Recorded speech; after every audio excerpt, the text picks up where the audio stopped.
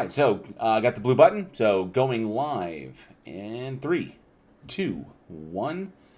Going live.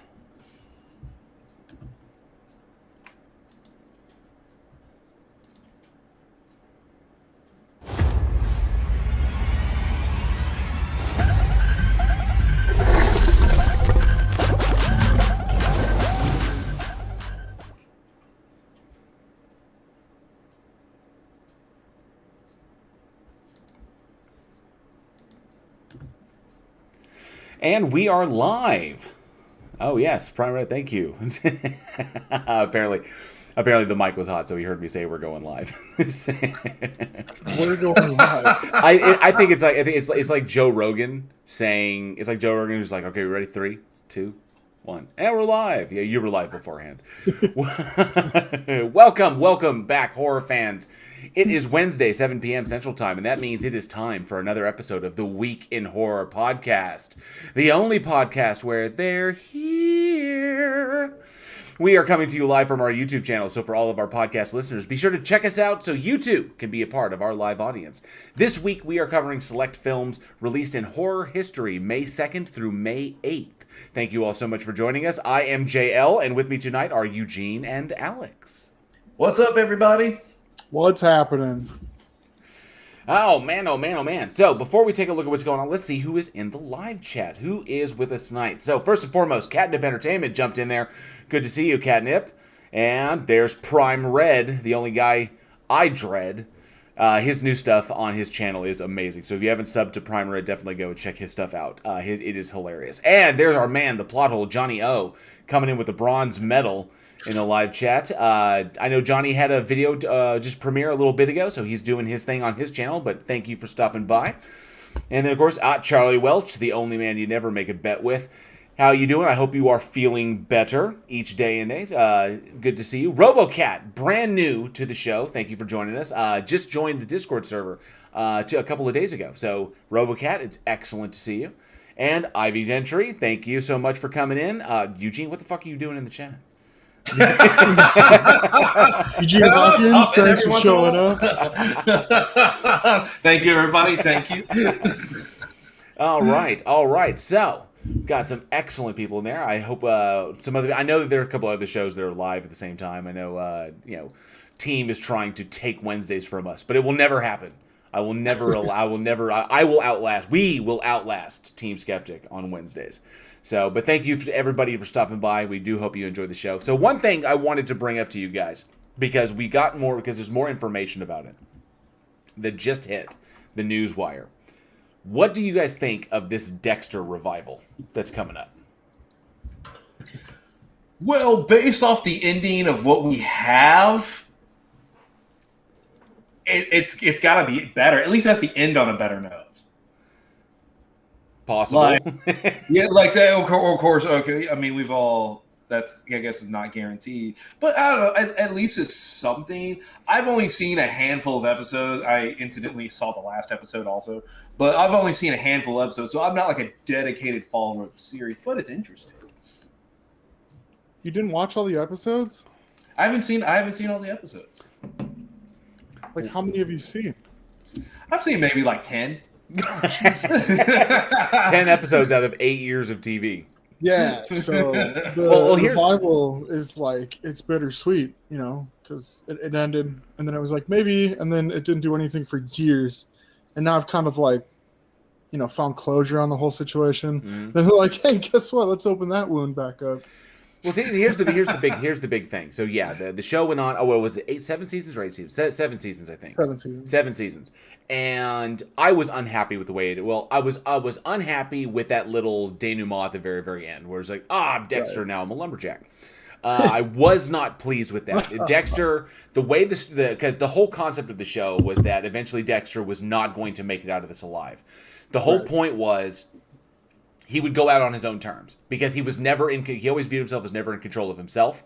So it would have been excellent for the show for him to go out on his own terms, like choosing to go out instead of, his behavior leading him to his death. that him taking control of his life. That would have been would have been excellent, and in keeping with him trying to I guess achieve his humanity or retain his humanity. Him driving into the hurricane, especially Hurricane Laura. Him driving the boat into the hurricane after dropping Deborah's body, and then dying or disappearing and vanishing in the hurricane would have been excellent. Because if you think about it, he essentially appears in the dumpster or in the trailer or in that big cargo box as a child. He appears the dumpster. I'm sorry. I'm thinking but in the cargo container. So he basically appears. That's where he first shows up. There's no record of his birth. It just, you open up the cargo container and there he is as a baby. So he came in like a force of nature, right? And then he goes out with a force of nature, just like a hurricane. Right. Like Hurricane Dexter finally blew itself out, and that was it. You can tell who the writer is on this show. It would have been very, very poetic for the show to end that way with Dexter. He drove the boat into the hurricane and he died. That's it, done. That. But no, people, fans, we don't want our characters to die. So he's a lumberjack now. If they die, we riot. So he's a fucking lumberjack now. That's ridiculous. So the new show, this new 10-episode series, is going to be on Showtime. Obviously, Michael C. Hall said he wasn't going to come back unless the story was great. It's like this is excellent and makes sense. It's 10 years since Dexter went off the air. It's coming back for a 10-episode, kind of limited series. 10 years. 10 years. So fast 10 years. Coming back for this limited series, and Michael C. Hall is coming back for it. He seems happy with it, but they're changing. Obviously, it's not going to be in Miami. I think it's up in. Is he up in New York? I think he's literally on the East Coast, but he's way up north. But it's like, what can we do? What can we say? Where can we go? It was the supporting characters of Dexter that really made that show. Individuals like Angel and Masuka, and of course most of them are dead. Dokes is dead, Maria's dead, and but you got Quinn, you got Angel left, and that's pretty much it. And Masuka, but now it's kind of like we're catching up with Dexter, seeing what's going on with him. What is he doing? Is he simply applying the trade up in New York? How will this whole thing resolve itself? Will the characters from Miami, will they come back? There's a lot of questions, but I'm kind of curious. I'm 70-30 on this whole thing. 70, I think it'll be great. 30, I'm really terrified it's going to suck. It's definitely a high possibility that it's going to suck, but, in case it doesn't, I'm looking forward to it. I guess either way, it's only 10 episodes. They got a lot to cram into 10 episodes, but yeah, I don't know. It seems to be the new trend now because you had like the X-Files reboot and the Full House reboot and the Roseanne reboot. It's just, let's revisit how many of those were all those. Yeah. Oh my god! And they brought back Blossom. They brought back Punky Brewster. Going to the I guess going back to the well for so much stuff. I guess only with like channels with like HBO are you going to get really solid original content because they got the money to put to put into the productions of those things. So I don't know. Yeah, I'm kind of curious. Wanted to get your guys' opinion on it. There was a new kind of like teaser trailer that just released where it's basically I think it was like an axe in a tree stump in the snow. And then, Michael C. Hall making some commentary like that. It was just a little teaser. So I'm kind of curious what people think. Apparently the live chat says Charlie Welch didn't finish Dexter, but he does that with a lot of shows, even the ones he likes. Prime Red said they should redo the last couple seasons. There was some iffiness in those last couple seasons, true. Ivy says, I watch Dexter every episode and dread a reboot. And Prime Red says, you can stop watching Dexter after season 4. There was some good stuff in 5 and 6, and there was good acting, I would say. And then Prime Red says half the show needs to go in the dumpster. And Ivy says everyone was screaming about the lumberjack stupidity. We would have been happy if he had died. Yes, I think it would have been very poetic and very, very fitting for him to go out the same way that he came in. That whole kind of thing. I thought it would have worked. But, hey, what I'm saying. And Jinju has joined us. Welcome, Jinju. It's good to see you. Fortunately, still problems with the YouTube notifications. Man, fuck that. I hope YouTube gets their shit together. That's getting really annoying. I hope so, too. Yeah. But see, And as you talk about like with death, I remember the show like Forever Night. They killed off everybody. Yes, yes, in they the did. Last episode, like everybody, like there's like you cannot reboot that show. It's done. It's over with. And They're it's all like, dead. yeah, they're like everybody dies. I think. And it's Wait, I'm okay with it. listen. LaCroix was the only one that made it out, wasn't it? I mean, it's been 12 years. Yeah. Okay, because Watch his partner dies. His partner dies. He accidentally feeds on and kills the girl he's in love with, his love interest. Yeah. His partner had a vampire that she was working with. He died. And then there was one that got shot, like in the hospital. Yeah. So everybody broke, and then eventually at the end, everybody's dead. So then Nick goes to LaCroix, the guy, the vampire that made him, is like, I can't do this anymore. And then so LaCroix kills him. So I think LaCroix was the only one that actually made it out of that show alive, because even LaCroix's daughter shows back up, and she gets smoked. And so yeah, everybody croaks in that one. So that's a good show. And Prime Red is correct. Battlestar Galactica did the same thing too. Or I was like, what was the show Farscape, where they killed off the two main characters in like the most retarded way possible? Yeah, okay. So Farscape got canceled, unfortunately, at the end of, I think it was season 5. But because I absolutely love Farscape, but Farscape, they got shot and they like turned into like crystals and shit. And then they had to do the Peacekeeper Wars in order to kind of tie up those loose ends, because fans were like, "What the hell?" Because it's like out of nowhere. There's like, okay, they're like on a boat, and they're just like, doing a nice romantic trip, and then just ship out of nowhere shoots them and kills them. It was so freaking twisted, because because I think the intention was they would say, okay, this is the cliffhanger for the season, then we're going to move on to the next. But then the show's owners like switched hands, and then the new people that owned it decided, now we're not going to continue this, and just canceled it. It was like, what the fuck? Oh, thank goodness for the fan. Thank goodness for the fan outrage, and we got the Peacekeeper Wars to clean that up. Ivy says, "Love Forever Night," and yes, just like Blake 7, everyone dies. Yep. All right. So, well, as Alex likes to is so fond of reminding us, we have fucking horror movies to talk about, because that's what we do here. And the sooner we talk about horror movies, the sooner we can get to the trivia question. Yes! When everybody's here. That's the important stuff. That's the important stuff. So, Eugene, you're up first, so why don't you kick us off? All right. So the first film we have is Beyond the Door, May 2nd, 1975. There are some Italian names. I'm not going to make you pronounce them. Well, so it was directed by, and he also goes by Hellman. I'm not going to pronounce his actual name. And also directed by Roberto Pazioli. And it stars Juliette Mills, Gabriella Lavia, and then Richard Johnson. Richard Johnson. And starring Dick Johnson. Dick Johnson. What an unfortunate name. And there was so many of them, too. So many. There was so many. And basically, you have a woman who is pregnant and by a possessed baby, and the baby's able to move around furniture and attack people, still in the womb, attack people, and even to the point where she can make the pregnant mother's head like spin around and stuff. Basically, just shit goes crazy with a woman that's pregnant. I live with a pregnant woman right now. That's just kind of how it is. So it's interesting. It's interesting that you bring that up, because there's an important distinction.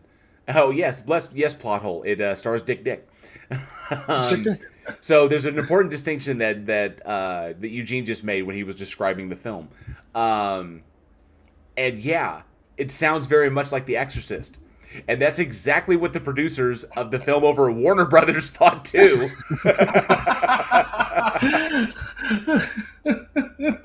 They said, yeah, no, we're just going to do that. But you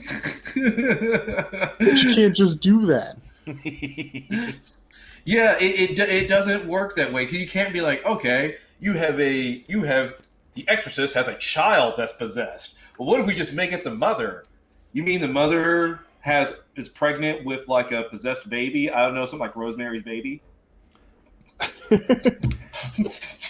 Well, that's the so yeah. It's The Exorcist and it's Rosemary's Baby. Oh no.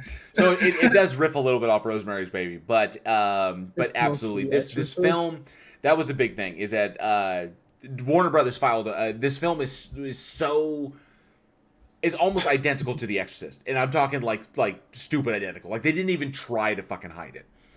So and they got sued. Warner Brothers actually filed suit against them, against the production company here, claiming like straight up copyright infringement. Like, look, guys, you stole our fucking movie. And so this was ours. No, go ahead. You go ahead. Tell us. No. It's your thing in this. No, go for it. You're gonna explain it way better. No, I'm not going to explain it. That's basically what it is.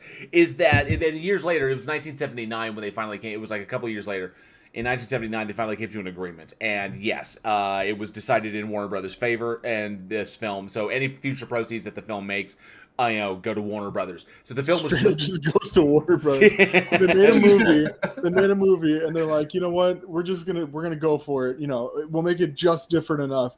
Warner Brothers was like, that was definitely not different enough. Just give us all the money from the movie, and we'll call it even. And they're like, okay. That's essentially how it went down. So you can't copy a movie and like be in a first, like what you consider like a first world developed country. So right. You can't especially you can't copy Hollywood if you're in England or France or Australia or something like that. Think about the job of the people that have to determine if it's similar enough to cause an issue. So there's a group of people that like sit down and they watch two movies and they go, huh. That's all right. Now here's the real damn shame of it is that despite the fact that it is almost a carbon copy of fucking The Exorcist, with a couple of small changes in there, but even the scenes, even the whole her in the bed and the all that shit, it's a complete total ripoff. Audiences watching it during the premiere said, yeah, this is pretty much The Exorcist. And everyone was saying it was automatically labeled a ripoff of The Exorcist by all the critics. And despite this fact, the acting is actually quite decent. It's well performed. It's well acted. And my dog is barking. God damn! Jingles. I'm gonna have to edit you out. So the film is actually well acted, and the production value was actually fairly decent, as given what they were working with. With a budget of only $350,000, this film brought back $15 million. Yeah. Considering the year, with 1975, that's pretty damn good. Yeah. A $15 million return on a $350,000 investment, that's pretty damn sweet. And all of it, what was it? An undisclosed cash settlement was paid to Warner Brothers, along with a percentage of the future. 75% of what you're worth plus any penny you make off of this movie. They've got the fucking lawyers to do it. Warner Brothers is like, thank you so much for making this movie for us. Well, I'm like, of course the acting's going to be good. Of course the acting's going to be good because they're like, you see that in The Exorcist? Just do that. Just copy that.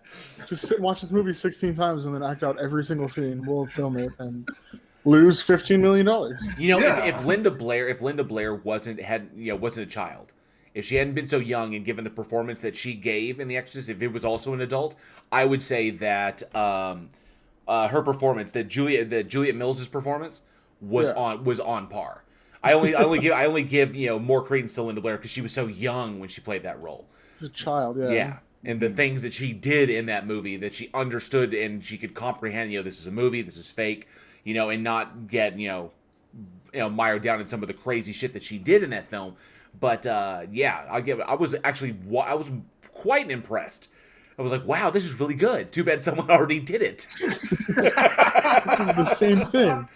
And it wasn't even like there was 10 years in between. It was like the movie, I think there was probably still theaters out there playing The Exorcist when this one premiered. And then you watch it, you're like, oh my god, it's The Exorcist 2. And then you find out it's not. And I mean, like, well, oh the no, this was makeup- definitely better than Exorcist 2. Exorcist 2, The Okay. Heretic was a piece of shit. It sucked so bad I forgot that they even made it. I know, right? I definitely, I was like, wait a second, there is a 2, but I totally forgot when I said that. Yeah, everybody always skips the third one. No, I mean, yeah, the third one was good. The Yeah. second one was just terrible. Second We're getting one. like way off track here, though. Well, I mean, we wish that we could, that they just done what they did with, what producers did with Highlander, where they just put Highlander 1 to Highlander 3. I don't know why they skipped 2. I don't know why they never made it, but we wish they'd done that with The Exorcist as well. No. And NA, one of our illustrious patrons, has joined the chat. Excellent to see you. Thank you so much, NA. And Ivy Gentry says, okay, but even if your neighbors were really good actors, you wouldn't want them recreating Week in Horror. They could try to recreate Week in Horror. They could. They could try. And they could probably do it better. No. Don't you put that evil on us, Ricky Bobby. But no, because then we could be Warner Brothers. This is true. We could be Warner Brothers. Prime Red. I'm sorry. I'm just looking at the live stream right now, and my camera is just a potato. So yeah. Well, at least Jessica G is not here in order to let you know that it's a potato. And so I've got like this new webcam, and it doesn't work because the USB port is all funky. Well, it didn't stop there, as obviously, because Beyond the Door obviously got nailed, and Warner Brothers pretty much said, "Thank you for making that movie again for us, so we could distribute it again."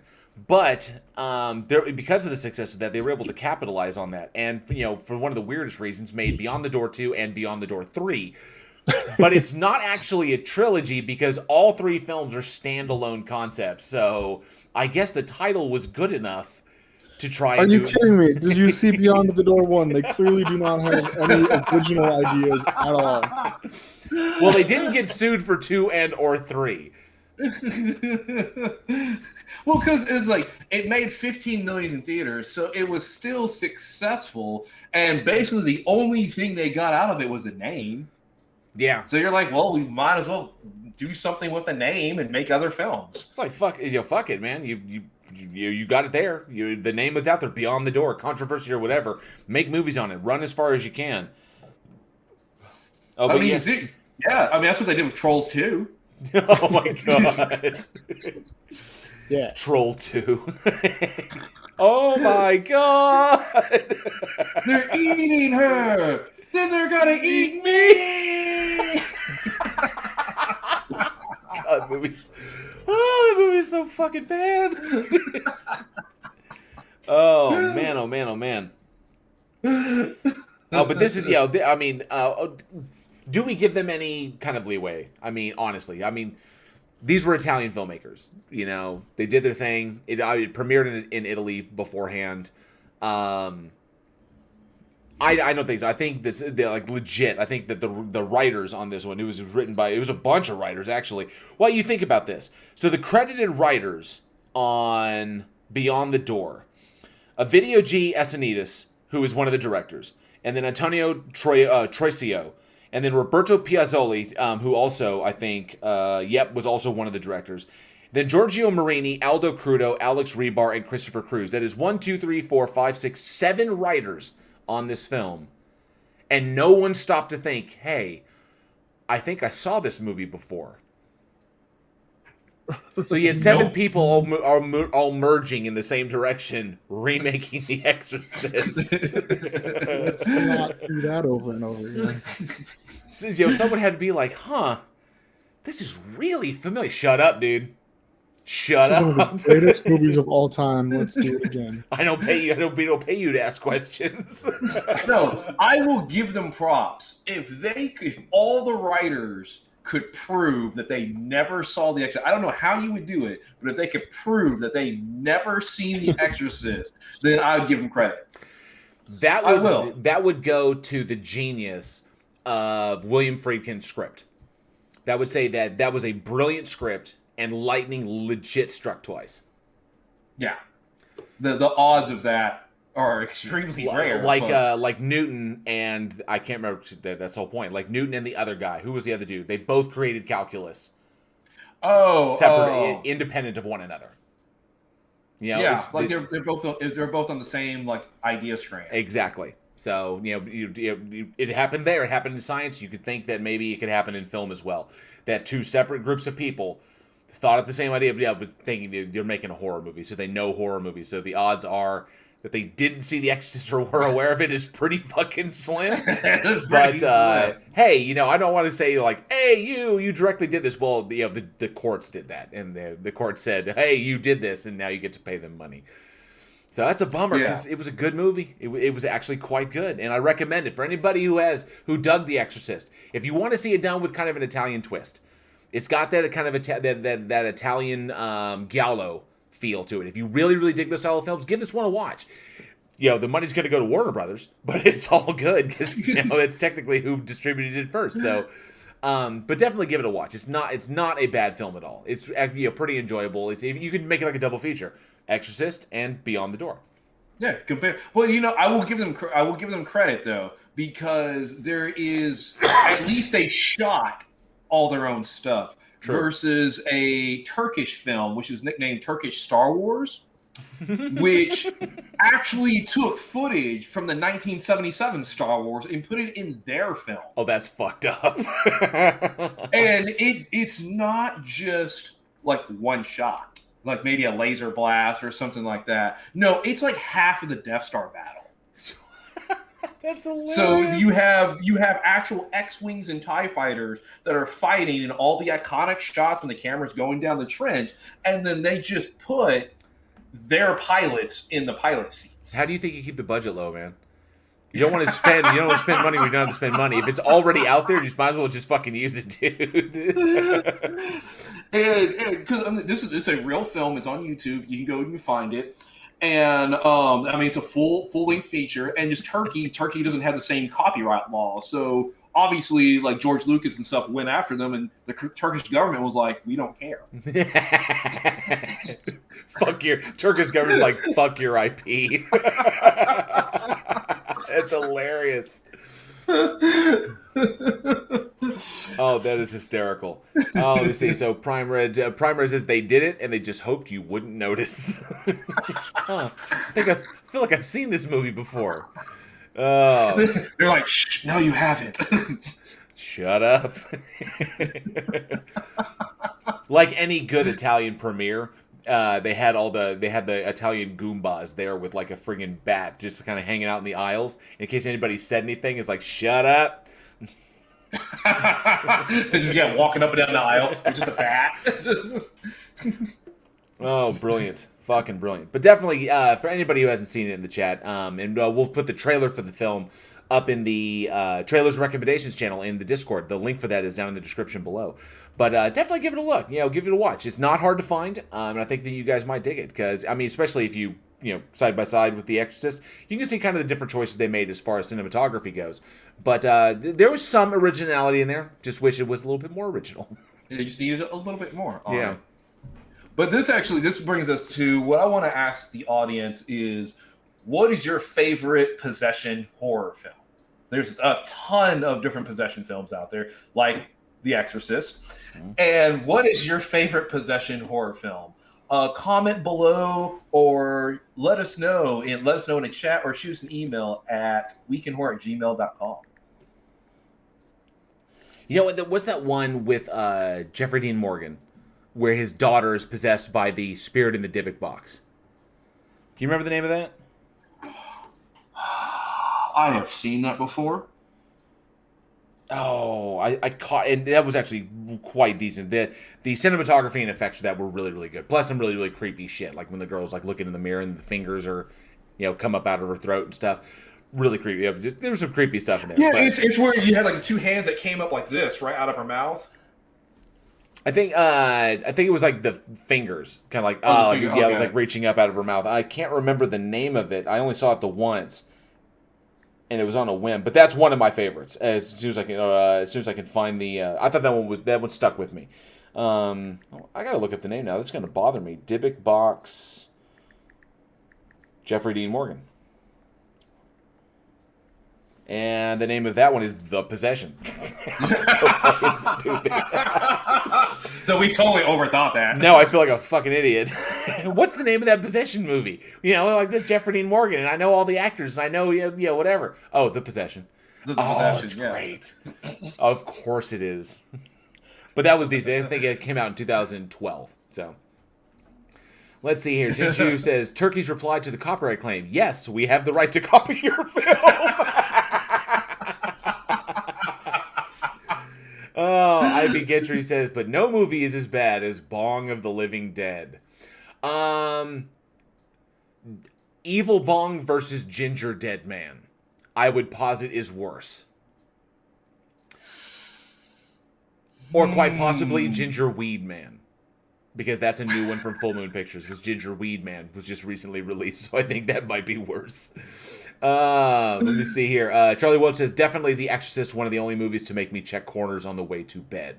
Agreed. Exorcist creeped me out the first time I saw it. It scared me as bad as reading The Shining for the very first time when I think I was like 15 when I sat down and read The Shining in one go from cover to just finished the book in one swoop, and that one had me like checking that one got me. Let me see here. Prime Red says Killdozer about a mad possessed bulldozer. That would be sweet. That sounds like something out of The Asylum. It really does. RoboCat says Paranormal Activity 3. Was RoboCat's favorite. That's cool.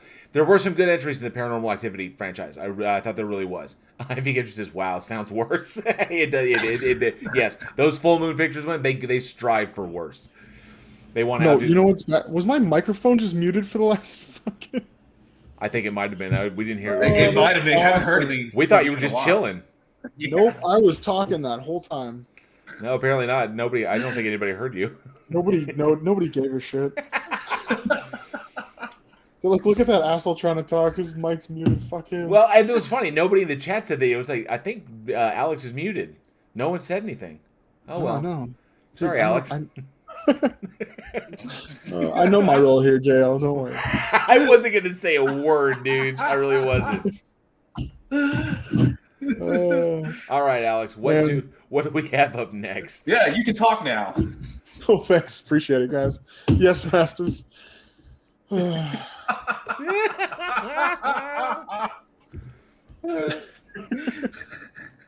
love you guys. It's been a rough week. It's only Wednesday. Anyways, let's talk about May 4th, 2010 with the movie Meadowoods, which was super short. This is another one, JL, that I hadn't seen until recently. Thanks, I guess. I try to give you the best. No, I really don't.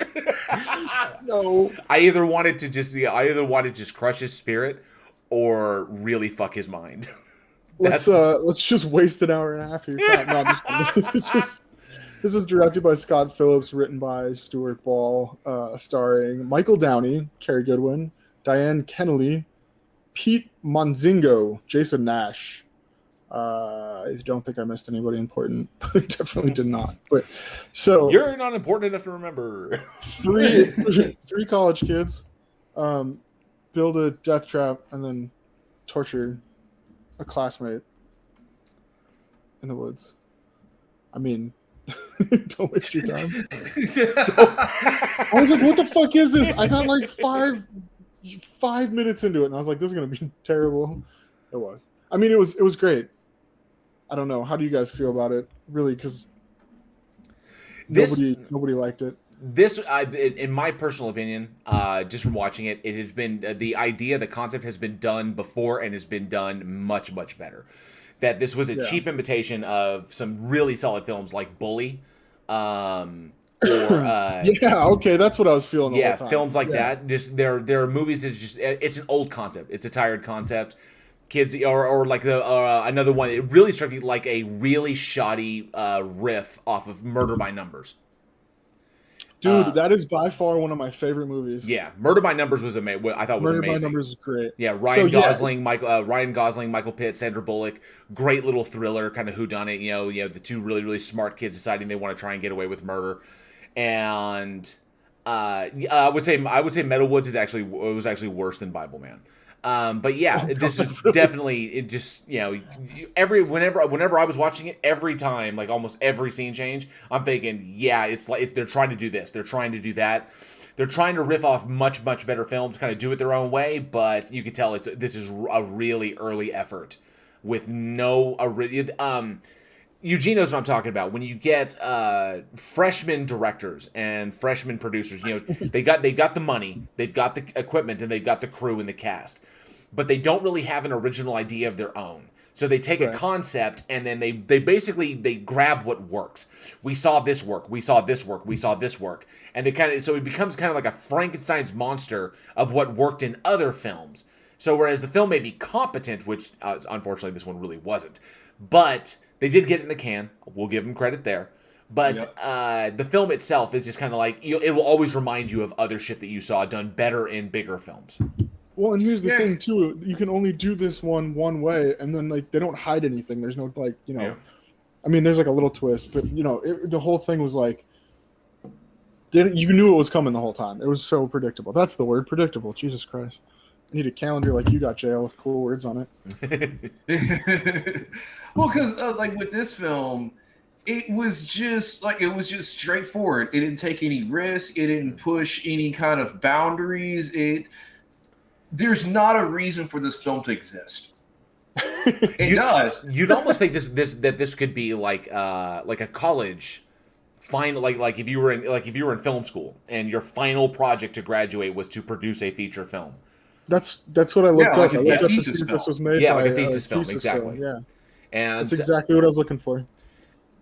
So yeah, it definitely struck me as just kind of like, you run with what works. If you don't really, if you put a bunch of students together who are still learning, they're not out there in the professional world, they're gonna riff off what they know. Go with what you know. And like my teachers always told me when I was in film school, if something works, you steal it. Steal what works. Just make sure what you're stealing is good, and then make it your own. Put your own twist on it. So you can, instead of copying, it turns into homage. That's the important thing. Are you paying tribute, or are you just copying because you've got nothing better, to do? And that's just, that's what kept reverberating in my head. It was just like, they could have done this better.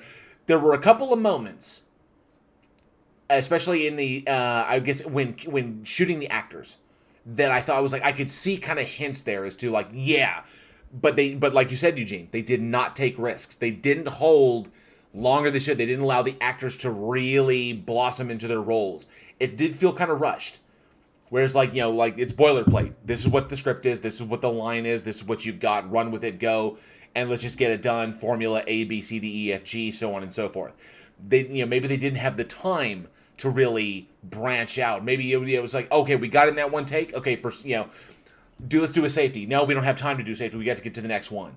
Or maybe, sometimes the director would be like, no, just give it to me again, but do something completely different. I just want to see it. And then, you get different takes that way. Sometimes you get some brilliant shit when you do that.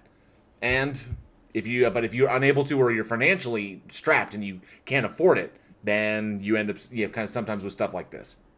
Yeah, because like with the characters, even you can take just a casual concept of it, because like I said, concept, college kids want to go kill somebody. We've seen that like 100 times. You can take that concept, but if you had like really interesting characters that stuck out, that you could actually dive really deep into, then that can make this film stand out from others without adding any cost of the cinematography or sets or anything like that on it. But they didn't even go through like that process. This could have been cast by, say, probably a couple, like just some local actors that are probably just started acting. Like you said, everybody feels like maybe a freshman level, college level kind of thing. Yeah. And like there was nothing that makes it stand out. I mean, and just nothing. They're like, well, let's go like a documentary style approach. Well, when this film came out in 2010, to me, documentary is like borderline found footage. I mean, it's just found footage. Agreed. Like Behind the Mask, the Rise of Leslie Vernon. Although that was done well because obviously you had really, really intelligent filmmakers behind that and really solid actors pulling that off. where then the meta horror becomes the meta horror, and just really brilliant writing. So that is what you get when you try to do something, interesting.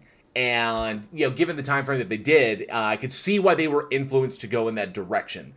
But if you don't have the money to really back that up, then you need to focus on something to really pull up the bootstraps of the whole film, for lack of a better phrase there. Something has to hold the film up. If the money is not going to do it to go into production value, then you need to at least be able to shoot your scenes competently enough. Plan your shit out big time. That way you know exactly what you're doing. That way you make the most efficient use of your time. I have critiqued, and people in the live chat will recognize, I critiqued a movie that was done by an idiot. And I will call him an idiot because they know who I'm talking about. I critiqued his film because of all the mistakes he made, and pointed out all because he said, "Oh, I'm a great filmmaker," blah blah. So I was like, no, you're not." So I had to point it out. But then I watch this, I see the hallmarks of all the same thing. People who want to be filmmakers but have not, and these are the trials and tribulations. This is the learning experience. Unfortunately, this was a movie that was put out there as like, boom, here you go. And it's like, this should have been relegated to the classroom. Keep it in your back pocket. You're like, yeah, this is a movie I made, but this is not what you're going to show to somebody as an example of your work. He's like, this is one of those learning experiences films. Trust me, every professional out there has got a small body of work that the public doesn't know about. It's literally shit that's out there that it's kind of like, yeah, they don't put it on the resume anymore. Because it's so old, that's where they were learning the ropes. There are commercials that people did. There are industrials that people did. Nobody knows about them. Just because that's how you get paid. And then you put the stuff out there that you want people to know about. And let's see, Sarcasm has joined. And Sarcasm, thank you for joining us. He says, I legit fell asleep in the first 10 minutes, woke for the last 10, and somehow knew that I missed nothing. Nothing. And Prime Red says, or if you're just lazy like JM Truth. And that is who I was referring to. His Superman movie was absolutely atrocious. That was one of the worst things I've ever seen. It was bad. Gavlar, the Hand of Zod, says, hey guys, sorry I'm late. You're never late, Gavlar, because you're here.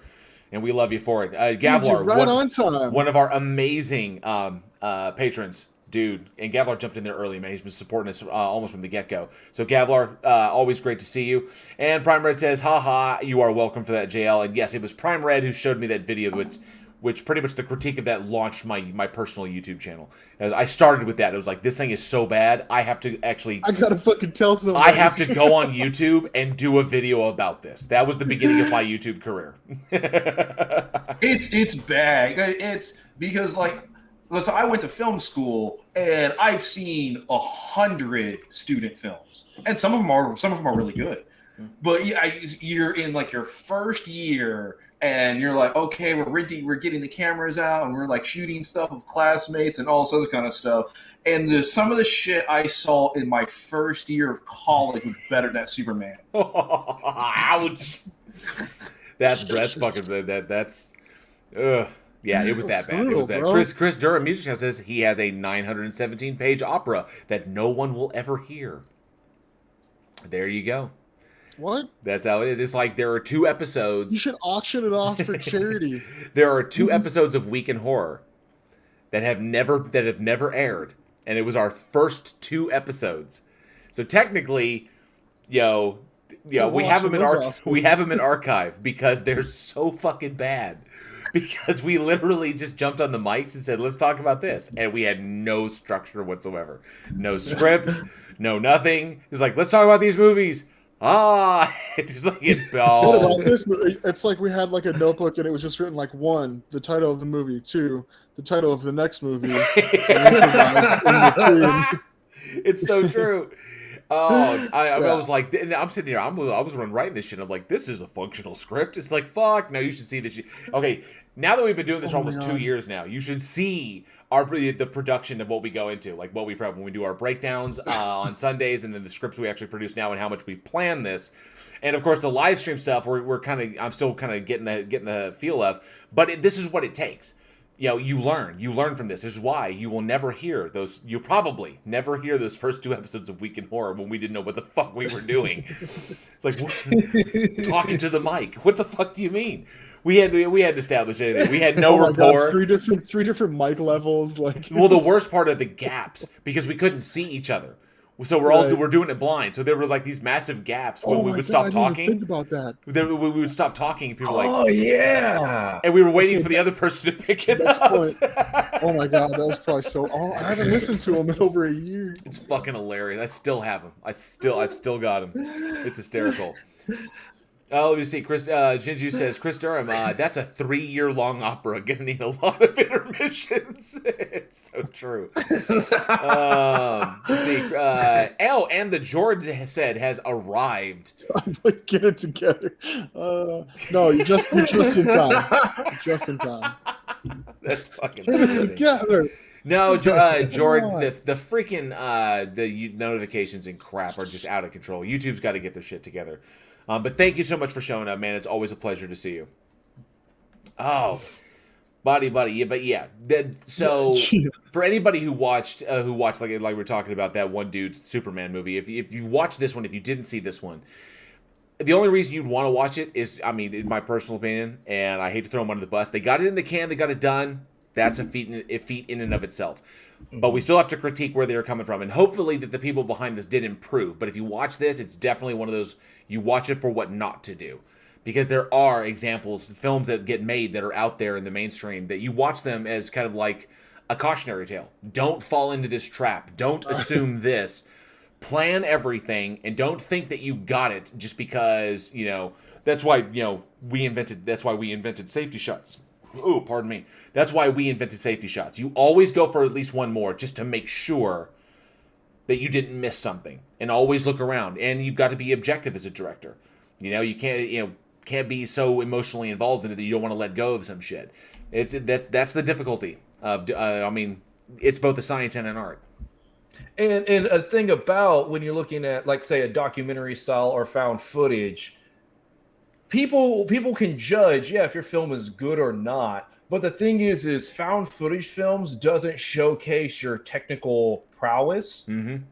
So it's like, oh man, you directed Blair Witch Project. That's awesome. As a huge culture icon and all this other kind of stuff. But it doesn't showcase if you could shoot a regular film.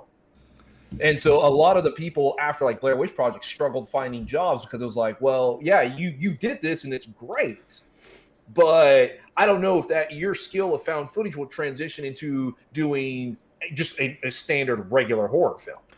Well, there was, and you're right, and there was one of because Blair Witch Project was co-directed, and one of the directors, he branched off, and he's actually done a few films afterwards, and he's really good. And if you go back and watch Blair Witch Project, the areas of the film that he contributed to, you can see that as far as coming through in the actual production of that movie, despite the fact that it was found footage. You go, and then the first film that he released after Blair Witch was Altered, which was the alien about the rednecks who find the alien and get all fucked up shit. Altered was really fucking good, and you can see that he had. But his co-director hasn't really. I don't think he's done much, if anything. Because I think Altered came out like 6 years later. Something like that. It took him a while, but I mean that's also a hallmark. Don't just jump on any project that comes along and be like, oh, I'm going to do this one. Be selective about what you want. Blair Witch Project was fantastic. It was legitimately lightning in a bottle. It was a kind of an up and coming thing. Found footage. Nobody really paid it much mind. It was really, really easy to do, just handheld cameras and shit. But they did it, and they made it fucking scary. The marketing was absolutely brilliant, and it was minimalist and brilliant. That kind of thing. Wow. So title cards is pretty much all the marketing was, and the grave sounding voice. The students disappeared in the woods of Maryland. Shit like that. This is their footage. So you basically put that together. The marketing cost a pittance. Spread that all over creation, and then all of a sudden your movie makes, $250 million off of like a $60,000 budget. That's fucking insane. So, lightning in a bottle. You've got the money. Take your time. Choose your projects. And Altered was a fantastic little alien film. Yeah, well. It was. It's just a lot of a lot of people coming out of just that found footage style. It's hard to generate that, because even after Blair Witch, you make $250 million, you do $60,000 film and make $250 million, you should have your choice in projects that you want to do afterward. Getting another project funded should be super easy. Now, I don't know why Altered maybe he wanted to, like, maybe it was an issue of maybe just the right script, maybe he wanted to take sabbatical before. I mean, we'll probably never know what took so long.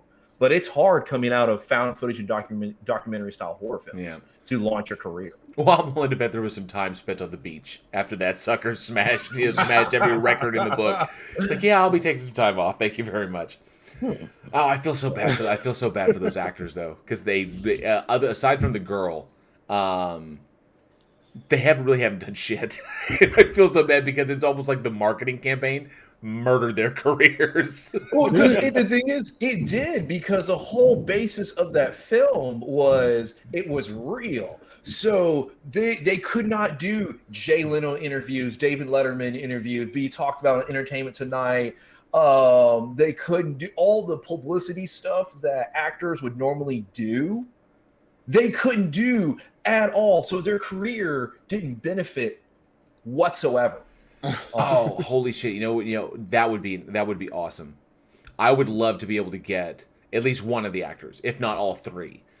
And we were to get them on the show and at least talk to him as like, what are your viewpoints as far as your careers go that this film did? You were in one of the most successful films of all time. It is especially, gross from the budgetary expenditure. And yet, I would like to ask them, do you think the marketing for this film just murdered your careers? I wonder if their NDAs are up and they could talk about it.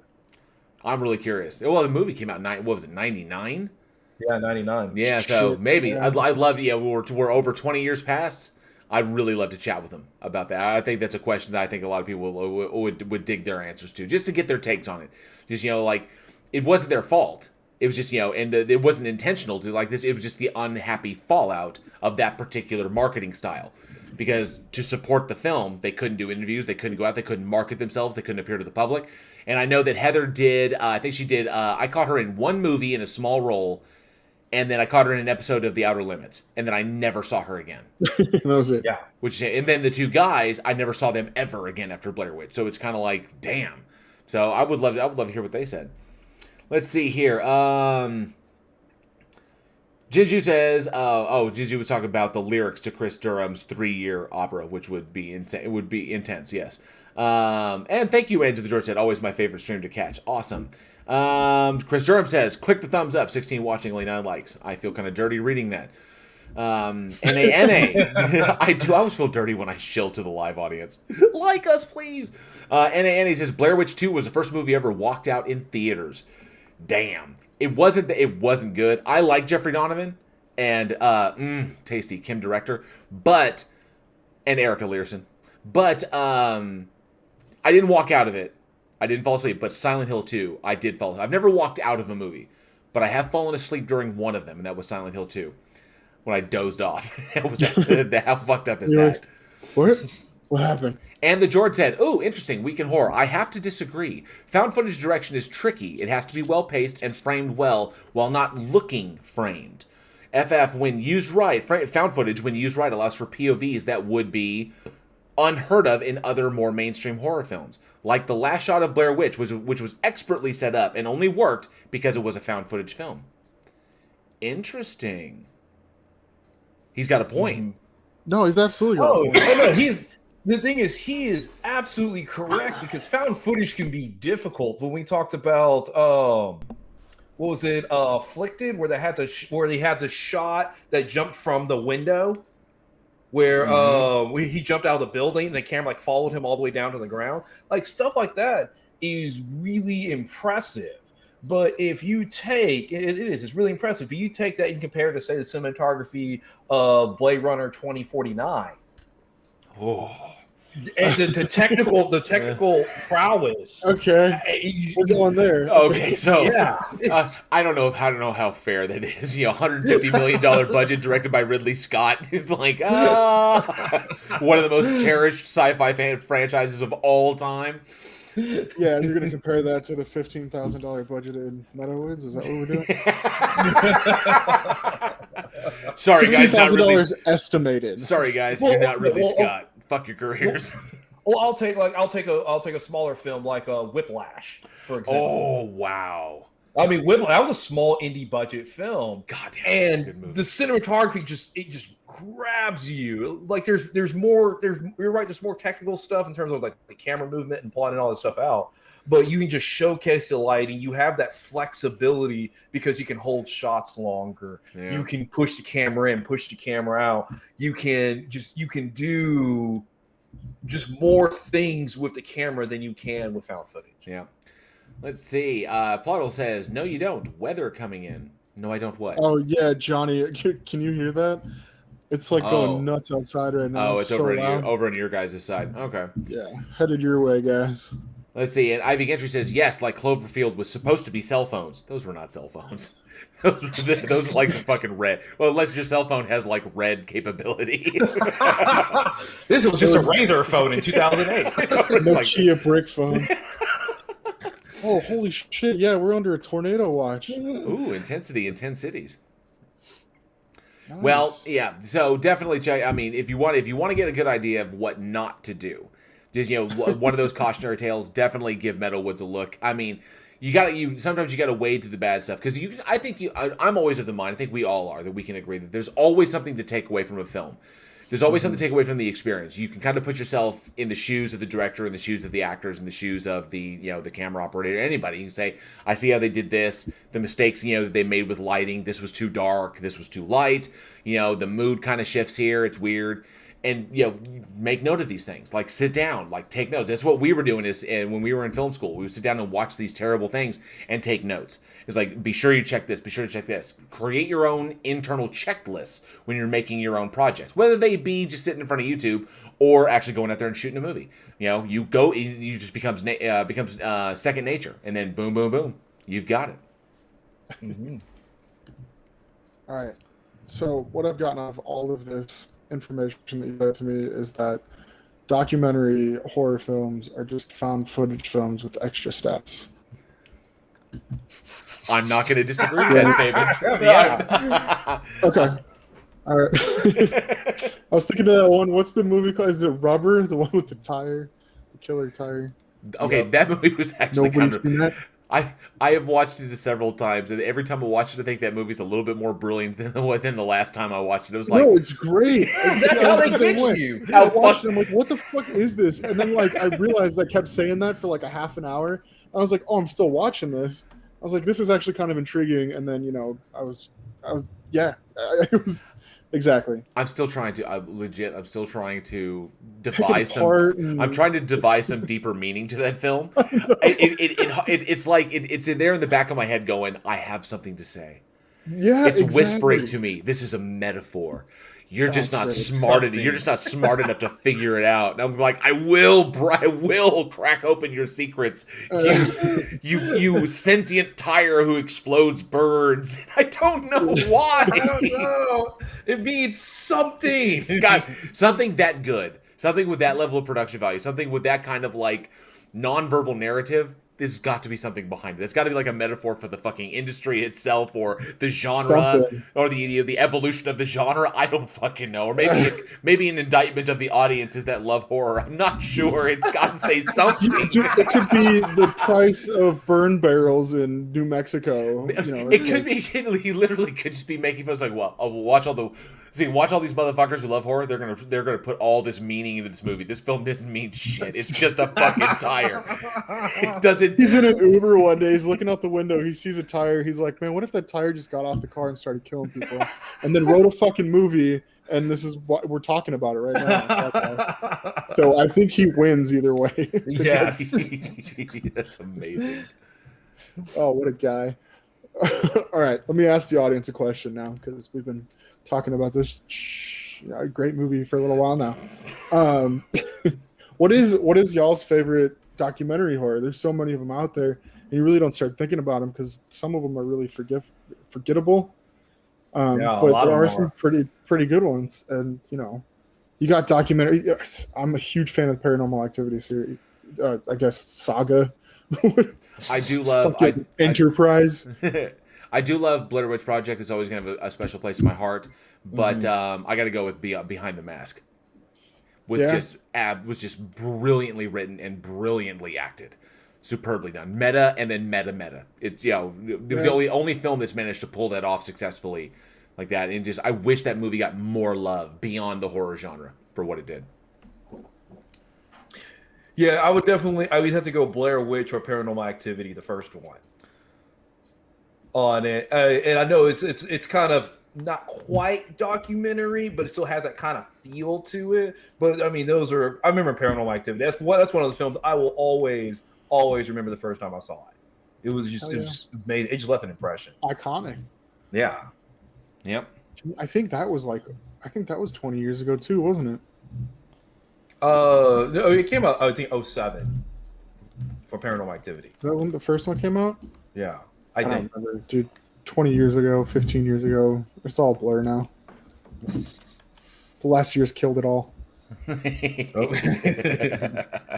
RoboCat, I will tell you, Cloverfield is one of those. It's a guilty pleasure of mine. What, Cloverfield? Yeah, Cloverfield. Cloverfield's a guilty pleasure. I enjoyed Cloverfield. Cloverfield wasn't bad. I wish we got to see a little bit more of the monster in that one, but I mean, I thought it was decent. See, I found out a lot of people disliked the movie, and it got a lot of hate. I think people. I think it's a terrible movie. I think people didn't think it lived up to the hype. It was supposed to be this big giant thing, and then it was kind of like, it's a kaiju movie. I didn't even really hear about it until almost release. Oh, it got some recommendations. So a lot of people, a lot of love for Cloverfield. And the George says, rubber means something. Nobody knows what, but it means something. But it means something. And then Jinju says, it's what happens when you recycle several thousand adult toys. Maybe.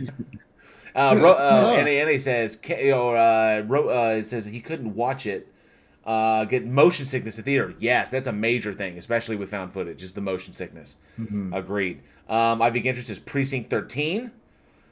And Gavel Hanasad says, a movie we talked about recently, Afflicted, which was a vampire flick. Troll Hunter was actually quite good. I enjoyed that one. I thought that one was a fun movie.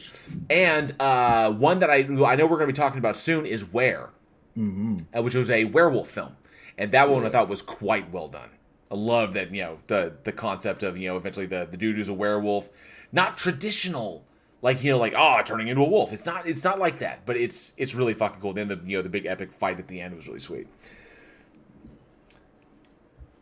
And then we have George Quarantine, or actually technically Wreck would be, because Wreck was the Spanish series, then Quarantine was the Americanized, was the American remake of Wreck. But the Wreck series is magnificent. Oh yeah. So, all right, what do we got next? Oh, buddy, we got a good one. One that I really enjoyed. I'm glad we get to talk about this one because this one's kind of cool.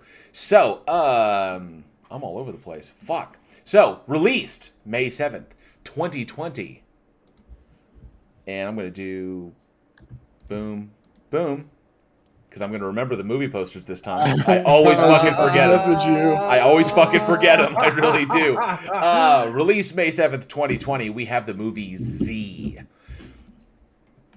So, Z, directed by...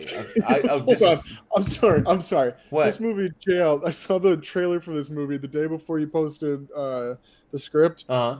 Because I know we had mentioned it last week, but I didn't even really put two and two together. And I was flicking through movies, and I see the trailer for this. And I watched it, and I was like, fuck that, I'm not watching it by myself.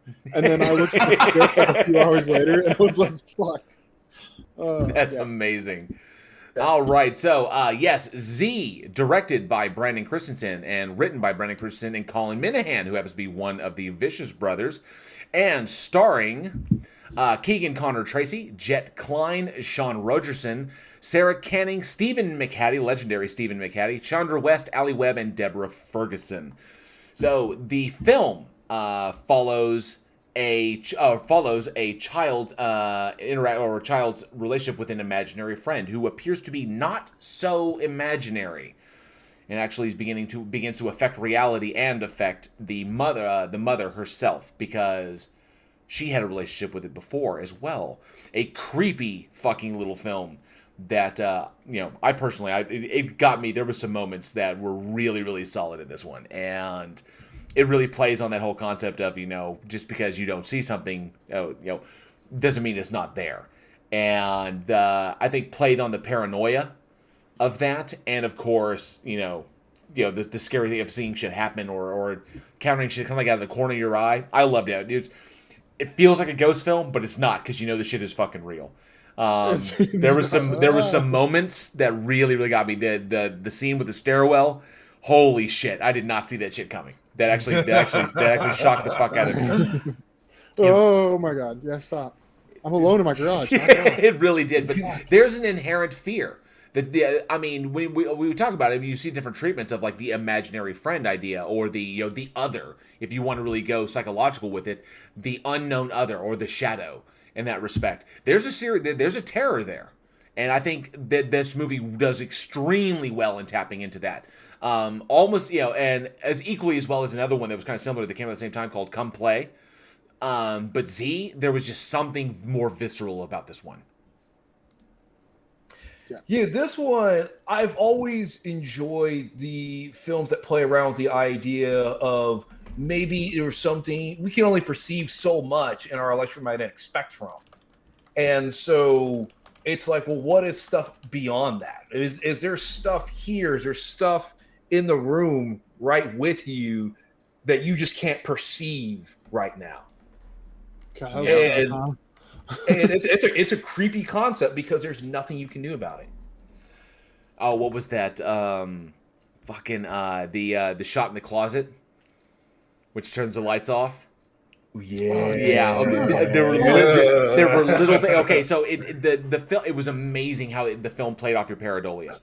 Just little things in the background that could have been it, that could have not been it. It capitalized on what the Babadook did well in playing with light and shadow.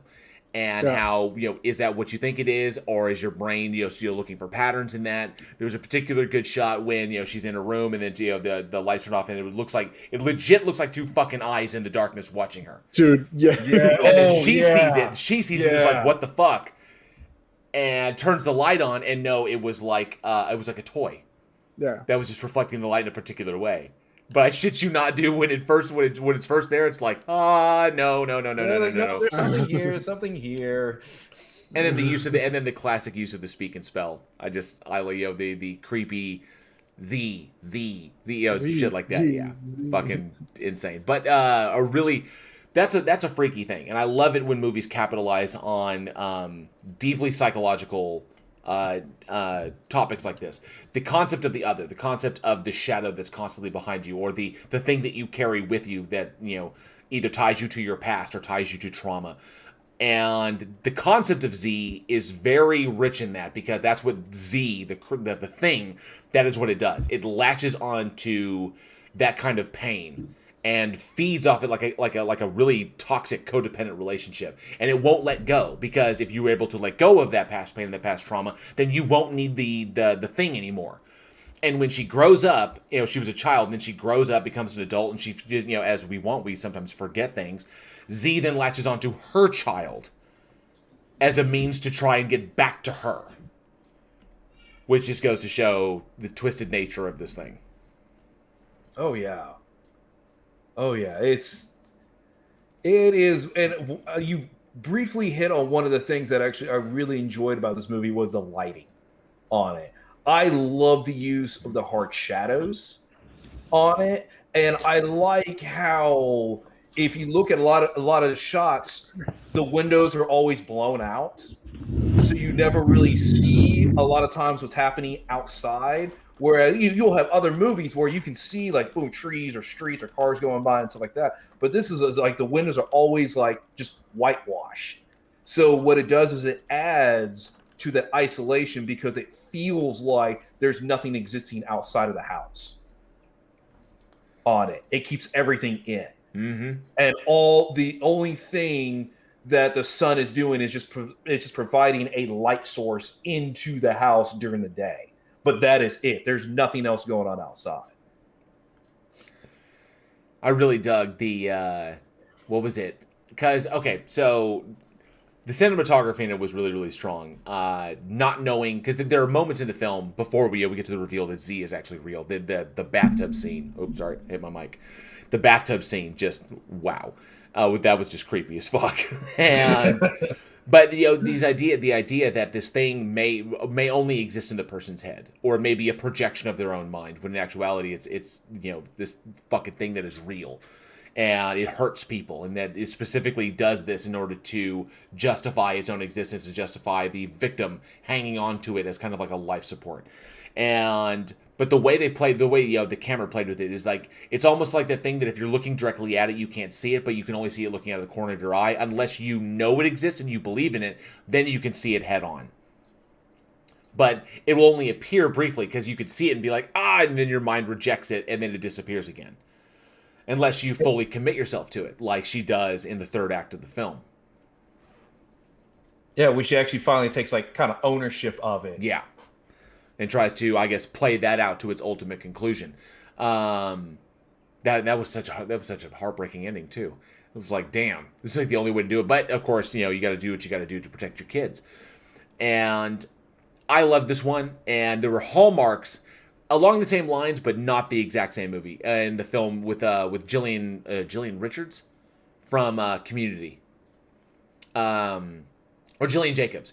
Gillian Jacobs was in a film that was similar called Come Play, but that operated much, much differently. It wasn't like, that creature wasn't like Z, but both of them played exceptionally well. I liked this one because it also showed the dynamic between that. Obviously, the dynamic between Z or a creature like Z would be different between the relationship with the adult and the relationship with the child, because the child doesn't have the wherewithal to understand what is happening. The child knows the thing exists. It is, that's its friend. But when Z acts out in order to like get its own way or whatever, and then blames the child and then knowing full well the child's going to, but the child is going to get the blame, but the child doesn't really grasp that. Especially in the sequence when Z, with the kid's friend and the stairwell. God, that was fucking brutal. That was just rough. That I was like, holy fuck. I think I exclaimed that when I saw that scene. It was because it comes out of nowhere. The child doesn't understand it, and I thought that the director here, and it was brilliantly written, and I thought that the director absolutely captured the concept. The child doesn't grasp what is actually going on, and the adult does, and there's a breakdown in trying to explain that. And then the parent realizing that to protect the child away from this, this all came out in some superb acting. So definitely worth a watch. I really enjoyed it. Definitely. It's always something to play with the idea of children seeing something. Mm-hmm. And it's the children seeing something adults don't, and people have released even like baby monitor footage where kids will stare at a spot in the wall or point to it or stuff like that. And regardless of whatever you believe, that footage is still creepy. Oh yeah. It's still very creepy, and it's something that you can easily play off of. Wow. We may have lost Alex on camera. I don't know where he's at. I'm right here. Oh, well, no, we can't see you. I don't think the audience can see you as well, because they were saying, did the shadow creatures get Alex? It's so freaking hard over here. The power just went off. Let's see. And the George says, Alex, if you don't put that dog back on screen, this week is going to get horrific. What is hitting your mic over there? Dude, seriously, there's so much lighting and stuff. My equipment's starting to buzz. Well, it sounds like something's tornado sirens were going off. It sounds like something's hitting it. Oh, I was just picking it up and trying to move the cords around. Oh, hey, so it's hey, you. Come here. You might have to recopy his URL to get him back. Oh, okay. So if he jumped out, let me see if I can do that. Yeah. All right. Technical difficulties here. Let me copy his link real quick and get it back up into OBS. Let's see. Boy. Where's Alex? Where's Alex? Get that dog back on screen. Paste. Okay. Oh, there's Alex. Okay, we got you back. Okay. Okay, he'll be popping back up to the window here shortly. So yeah, probably was just a little glitch. Every time somebody leaves OBS and then comes back in, you have to recopy their source and then put it back into the deal. It's kind of annoying. But, there it is. But yeah, he'll show up. So one thing I think a lot of people will touch on this one is the trauma concept of where imaginary friends typically tend to spring from. And that children who undergo events that they don't really understand or they can't really grasp can oftentimes create a kind of other to deal with the deeper portion or the deeper aspects of the trauma that they can't really rationalize or internalize. So there will be an extra person there who can kind of, for lack of a better phrase, can, share the load of whatever the child went through. And that's typically what they do, express the emotions they don't feel comfortable expressing, to express the anger or the fear, where they can put all that into that individual's hands so that they themselves can work through it on their own terms. It's an interesting concept, and I love that this one did it, and that at a certain point, the kid begins to realize that there's something different about this. It's not really the same because Z is doing things that shouldn't he shouldn't be doing, acting out in ways that the kid doesn't agree with. So I like that, and I like that it didn't get mired in that, but I love that they touched on it. It was that just goes to the brilliance of the writing. Colin Minahan is a terrific writer. Movies like Grave Encounters, Stains the Sands Red, and Extraterrestrial, great stuff. So I love how this was a smart script, really, really good. See, what I'm curious of is when you have kids that experience trauma, they'll create an imaginary friend so that they can talk and maybe work stuff out psychologically. And I wonder, and then as an adult, because adults, we talk to ourselves, that we may have dropped the imaginary friend concept and just realize that we can sit and have a conversation with ourselves. On it. Yeah. I wonder if the two are actually tied together. That's like, oh no, we're an adult. We don't need an actual friend. We're more comfortable just talking with ourselves in terms of working out something. So I'm curious if just those two are just related. So definitely possible. So, but this one definitely plays on what might be hiding in the shadows or might not be hiding in the shadows. Those in the corner of your eye, something that may or may not be there. It definitely captures that really, really well. So this one is a creepy one. It definitely creeped me the fuck out. I would say leading up to Z. Because once Z is revealed for what Z is, I was kind of like, yeah, I get that now it's kind of a monster movie. But leading up to it, because it's like, is it real? Is it not? Is it a ghost? Is it a projection? It's like, no, this thing is fucking real and it will set fire to your goddamn house.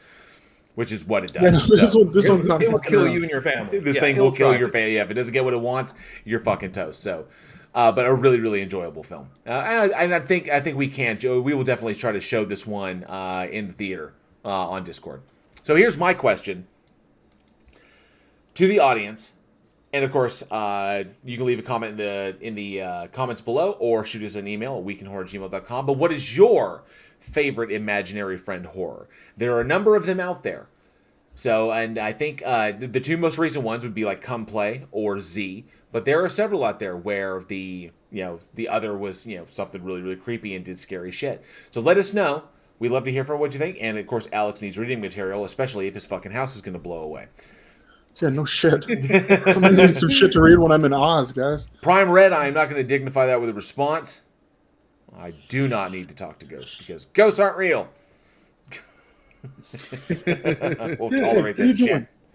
All right, man. We've got one more movie to talk about. And Eugene's got it. What do you got, man? Okay. Bring it. So we're going to close out with Graduation Day, released May 8th, 1981. It was directed by Herb Fried, and it stars Christopher George, Patch McKenzie, E. Daniel Murphy, Michael Polatsky, and E.J. Peeker. Yeah, there was no L in that previous name. Oh, Sorry. Pataki. I was like, here, there's gonna be a good one. Wait, where did the L come from? It's all good. At least it wasn't the Italian film. This is true. And so basically, you had the coach that went and basically, and then shit got real. And then shit got real. People graduated. You had a high school track team, and then a killer starts killing them off, and shit gets real. It's always the way. Shit always gets fucking real, especially in a slasher film. And despite the fact that I dug this one, and it's developed a cult following over the years, it really was just one more drop in the blood bucket. I mean, 1981. I mean, you consider what was going on. It's like this is just kind of one more addition to the fray. This one got overlooked because it got lost in the hype for that. I mean, it was just all slasher movies. But for 6 years, and that was like all it was, and it just like a lot of movies get lost. We don't actually cover like a whole ton of movies specifically that get lost in this genre or trope, I guess, because there were so fucking many of them. We could sit around and do a podcast for a year on movies that got lost in the 80s because of this. Because the slasher, sure. I mean, you had the year before you had Prom Night that came out. Prom Night was right before this. Yeah, so it's like Prom Night, and then it's like, well, we already got Prom Night, might as well have Graduation Day. And then there was a whole, I think they covered everything. Well, you had like Prom Night, you had Prom Night, you had Happy Birthday to Me, you had The Burning, you had Friday the 13th. Oh god, there's a number of them. It was like April Fool's Day. You had just like slashers 1980 to 1982 or to 1981, and 1979 to 81. 79 to 81. Oh, before that you get the Halloween, and then Halloween 2, and then of course Texas Chainsaw Massacre. I mean, it unfortunately it wasn't a bad film. It really wasn't. It just it didn't really add anything to it. The House at Sorority Row. I kind of got vibes off of that one, kind of the House of Sorority Row, whereas this kind of played the same trope. Idiot students doing idiot things and getting smoked. Stupid kids getting killed. Stupid kids getting fucking killed. I mean, it's classic. It's classic. If you really love the 80s slasher, that whole genre, just 1980s slasher, this is definitely in your must-see. Yeah, because it hits all the tropes. It is. It's a fun movie. It hits all the tropes. One thing about a lot of slashers is a lot of slashers are low budget, and this follows right in suit with that. But you don't watch slashers for the cinematography, all those kinds. You watch it for the kills. You want to see some people get fucked up, and that's what happened. You want to know how hot fucking slashers were? Why this movie was perfect? Because on a budget of $250,000, it grossed $24 million. Isn't that crazy? That is how hot the slasher genre was in the early 80s. That is. It wasn't even like a super well-known movie, Exactly. This wasn't like, oh my god, Friday the 13th Part 2 or Part 3 or something. It's like, no, Graduation Day. Ooh. Like all their money came from fucking high school kids too. It was the senior class of every school in America went and saw this. I mean, definitely, because you're right, high school kids, they're going to go see it. They want to go take their date on, like, oh, let's go see some scary film. This is every slasher. If your film was halfway competent, you were going to make money. That's it. We got some people. We'll follow them around the camera. We don't even really have to have great effects. We don't even really have to have a great killer. We don't have to anything like that. People just want to see teens die and get blood splattered on. It's so true. And it's good. It's got all the classic stuff you need. It's got gratuitous, violence. It's got idiot kids doing idiot shit. The classic cautionary tale trope is what it is. Yeah, if you go out and you do shit that you shouldn't be doing, you're gonna get smoked by somebody for some various reason. Either it's revenge or it's you slighted them in some way and you just don't fucking know it or you didn't care enough to remember. The classic tale. It's like my favorite. Play stupid games, win stupid prizes. Yes. Yeah. Exactly. It's definitely overused, but it's so fucking true. It's like you do something stupid's probably going to happen to you. I thought that the stopwatch trope was kind of neat. The timing thing, I thought that was kind of cool. It was just kind of it was like, how does this play into it? I thought that was a nice little thing in the script. The thing that kind of made it special. And it was different. It was different. Yeah, exactly. I agree with that. Everybody's got to have an interesting way to depict it. Just like The camera work in My Bloody Valentine, another one that came out, a Canadian horror film that came out in the early 80s. But I dug what they did with the camera effects in kind of separating the killer from your classic I'm wearing a mask and this is what I'm doing. So I really dug the stuff that they did there. But yeah, you got to have that one little thing that makes you unique. It's like, why is the killer using the stopwatch? Why, what's going on with this? What does this mean? And it was enough to get you engrossed enough to be like, why are the kids dying? I dig it. It was just, this is a good classic. I kind of care about these kids. Well, I care about the story. I care about why they're dying. I mean, it was like, okay, interesting. The killer has like a motif. It's like, what inspired the motif? I have questions now. I am invested. If otherwise it's just like stupid kids like, oh, smoke weed and then get smoked. I was like, oh, I'm watching a Friday the 13th remake. We're doing movies that have been done before tonight. That's the tropes that have been done before. It's the theme. Well, it didn't fare very well critically, and obviously, none of the films did. I mean, Friday the 13th was completely lambasted by Roger Ebert, who called it just an absolute trash film. Now it's legendary. Sorry, Roger. I guess you just got to know your audience. But this one was also done. It was just, they decided it was terrible acting, which we don't expect. Gratuitous violence, which was what we wanted. And then, of course, the whole, like, gratuitous, was it the tropes of, if you do this bad shit, you're going to get killed, which, we're going to do the bad shit anyway, so we may as well make it interesting. And then saying, like Randy says, you got to learn the rules. This is how we learned, Yeah, and there's something cathartic about it where you have the kids do bad things, and then they get smoked. Yeah, cathartic. Because fuck jocks. Yeah.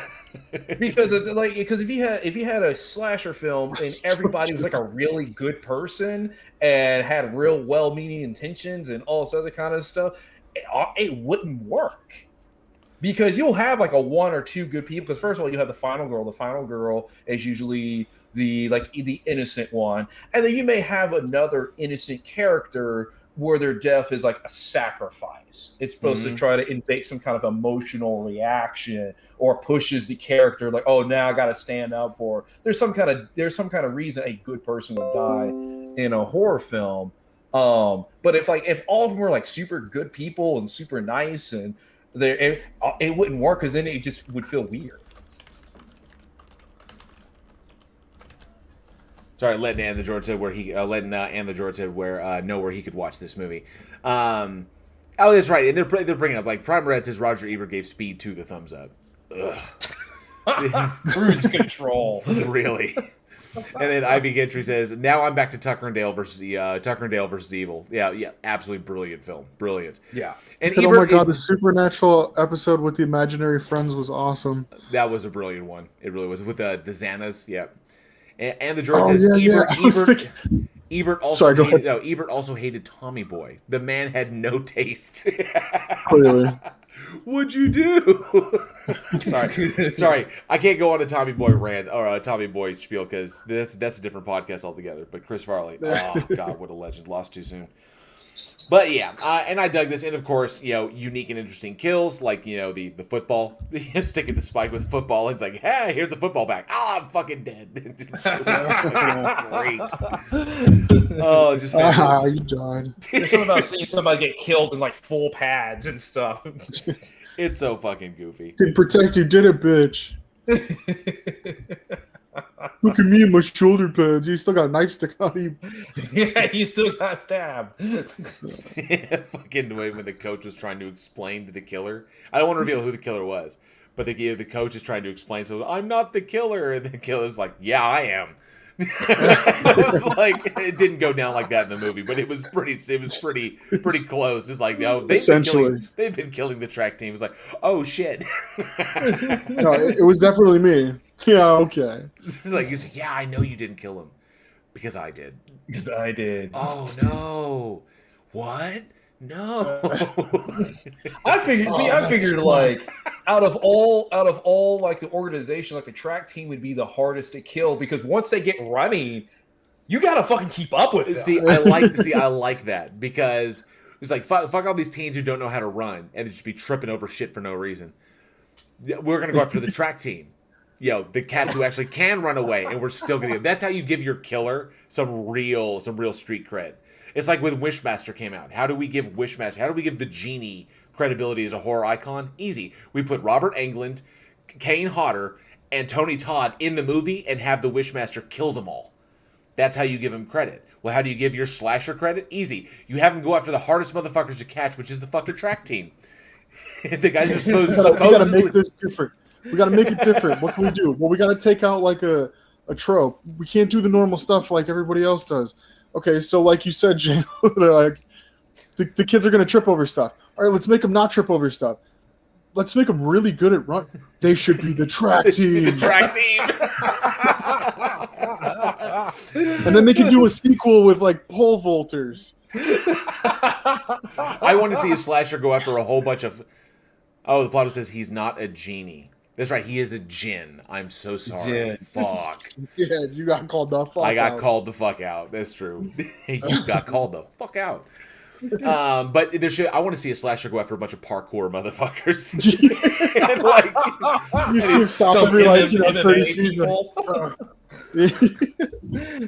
That shit would be great. He's got to outthink the parkour dudes, just chasing into buildings. Just like, I can't fucking do that. The killer that chases some guys into like the Fight Club, like the Fight Club.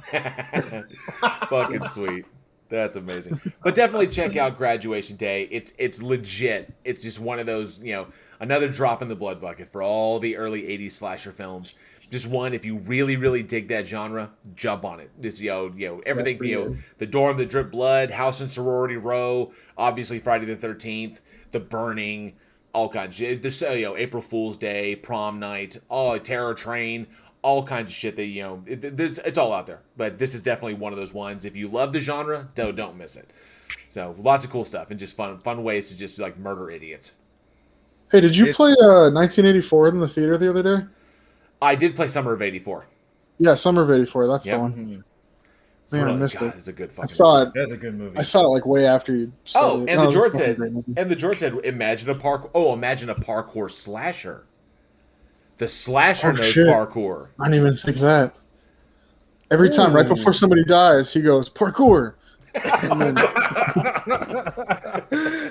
If you had a parkour slasher up against parkour like teenagers, you would get some really fucking cool chase scenes. That would be pretty neat. See, the plot hole says, "Have you Friday the 13th?" That'd be fucking awesome. Plot hole says, "Have you ever seen the parkour zombie runs? That shit will test your anxiety." I'm kind of curious about that. I'm willing to bet that's on I YouTube. have. Okay. Yeah, you're talking about like when they parkour on the roof and stuff, and they make it look like they're being chased by zombies. Yeah, that's fucking. Yeah, cool. there's a good one. It's like two police officers, and they start getting attacked. And I mean, like it looks like decent budget. It's real well shot and everything, but it's like all POV from one of the officers, and the other officer gets killed. And I mean, they're like ducking through like around AC units or jump from building to building, and the zombies do parkour also. So you see him like jumping, and the camera like jumps as he lands on another building. He turns around, and you see the zombies jumping after him. Oh, fucking sweet! I gotta see it. Damn it! I've got to see that. Oh, this is interesting. Tony Regime says, and we're gonna riff on this. Tony Regime says, "What about a slasher film where the only survivors are a stoned couple making out who are totally oblivious to everything going on?" Just got passed up the whole fucking time. Now, this is interesting because there is a movie. There's a zombie film. It's not a slasher, but there's a zombie film called Cooties. And yes, the guy from the actor who was he's a big dude. He's kind of a heavier guy. He was on Lost, and he was the heavier dude. The heavier dude won the lottery. But anyway, he was in that movie, and he played the security guard who was sitting in his car outside the elementary school smoking weed throughout the entire movie. Is what he's doing, and none of the zombies none of the zombie children ever see him. All they do is he's just smoking weed, just kind of like looking at everything going on, going, "Oh, this shit is fucked up. Oh, hide in my car. Nobody see." And that's how he survives the movie. Never gets picked off. No, it's great. If you haven't seen Cooties with Elijah Wood, I was gonna say Daniel Radcliffe, but Elijah Wood. No, we're not doing the Daniel. We're not doing the Daniel Radcliffe playing Elijah Wood co-starring Elijah Wood playing Daniel Radcliffe. I wasn't even trying to. I was like Cooties, and it's got shit. Which one is it? Yeah, which of the two? Goodness. It's like when Dave Franco and his brother play in movies.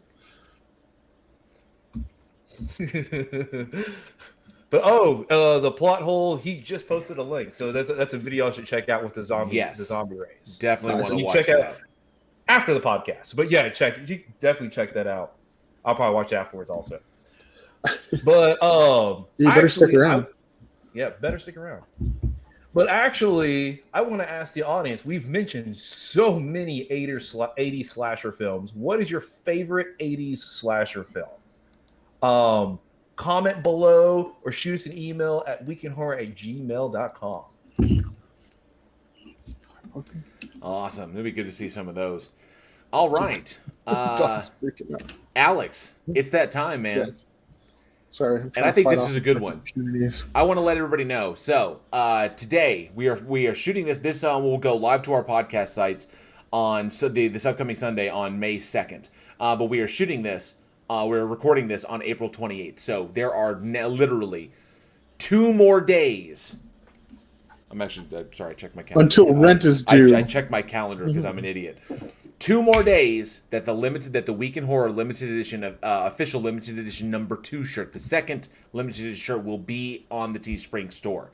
2 more days left to get that T-shirt, and because it comes off the store indefinitely in the next 2 days, we're going to give one more away tonight here on the show. So it's the last one. This is the last one that we are giving away for free. So I hope, and I think I made the trivia question worthy of this one. This will be really, really good.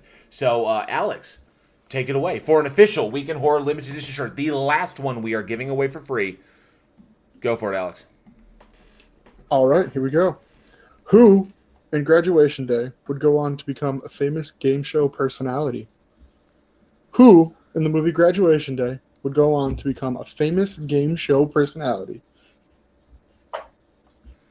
The answer might shock you. Swipe up for more. Google is your friend in this one. You probably will need this. The first one. Let's see the first one in the comment section. Let's see. And the George says Nightmare 2, no doubt. Freddy's Revenge. Freddy's Revenge. Fuck yeah. Sarcasm says, happy birthday to me. Totally love it every chance I get to see it. We will be talking about that one. Let me see. Where's that? We are in May. So, happy birthday to me is coming up on the next episode. Nice. The next episode of Week in Horror will be talking about Happy Birthday to Me. Ivy Gentry says, Nightmare on Elm Street, killing Johnny Depp in a shower of blood. Doesn't get much better than that. Yep. All right. And boom, Sarcasm is our winner. Really, really. There it is. Yes. The answer is Vanna White. Yep. Vanna White was in Graduation Day. And then we got a Melissa Joan Hart in there. Was that what? Melissa Joan Hart. Nice try, Chris Durham Music Channel. As much as you want it to be Sabrina, it is not Sabrina. It is the letter Turner herself. That's Jeopardy. That is Jeopardy. Congratulations, Sarcasm. You have won the Gavlar coming in. Very, very close. But yes, Sarcasm, you got it. Congratulations for winning an official Week in Horror limited edition number 2 shirt. We will get that printed out and sent to you as fast as possible. Sarcasm, I don't think we have your shipping details. So either get that to us at weekinhorror@gmail.com or hit us up on Discord, and we will get that out to you ASAP. Fan-friggin-tastic. Oh, he knew that shit off the dome. That's nice. Right off the bat. That's badass. That's impressive. That's badass. That's horror knowledge right there. Alex, your job may be in jeopardy. I'm fucking with you. Fuck this game, I'm out. Relegated to supporting cast. I'd like to solve the puzzle. Fuck you. Well done. Well done. Brilliantly done. Okay. That made me laugh and I didn't get back to my fucking script. Oh, buddy. Well, that brings another episode of Week in Horror to a close. Thank you all so much for listening and checking us out in the live chat. We truly hope you enjoyed it. Join us next week as we discuss Ginger Clown, Dog Soldiers, Friday the 13th, Part 7, The New Blood, and Happy Birthday to Me. We'd like to send a special shout out to our incredible patrons who have helped us make this show the success that it has become. To the friendly antinatalist, Joe Knowles, Jeff Roberts, Dark Steve, Commander Darklight, Sarcasm, Crafty Keela, Anthony Purcell, Gavlar the Hand of Zod, Mike Barrett, Jessica G, N.A., Kyrie, Alexis S, and Jose Alalde. You have our deepest thanks. You've helped make the show absolutely amazing. We appreciate your support. You can visit us at weekinhorror.net, where you can find links to all of our episodes, our personal bios, our merch store at Teespring, and of course, enter your email for a permanent entry to win a mystery horror shirt every month, courtesy of $6shirts.com.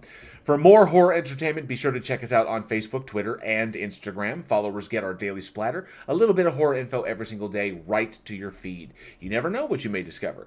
Now, we really hope you enjoyed the new live format, and we'd love to get your feedback on it. So anything that you would like to tell us, subscribe to the channel, smash the bell like a zombie head for all the latest on the show, and hit us up in those comments. We'd love to hear what you have to say.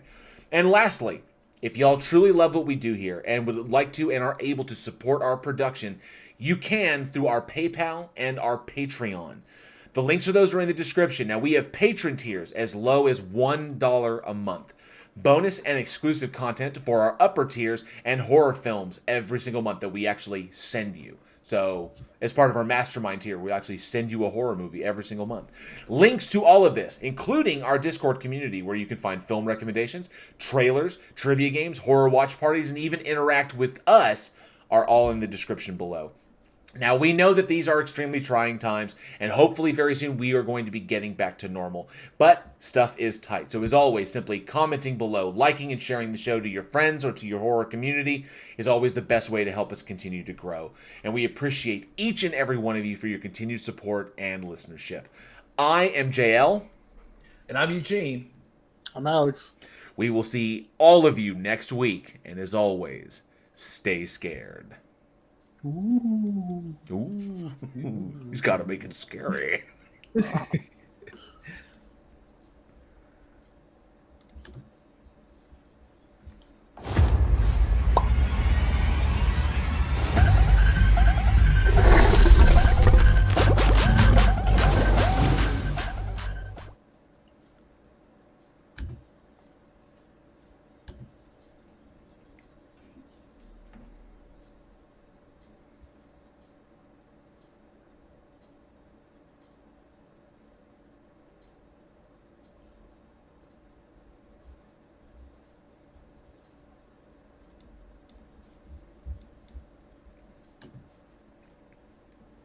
And we're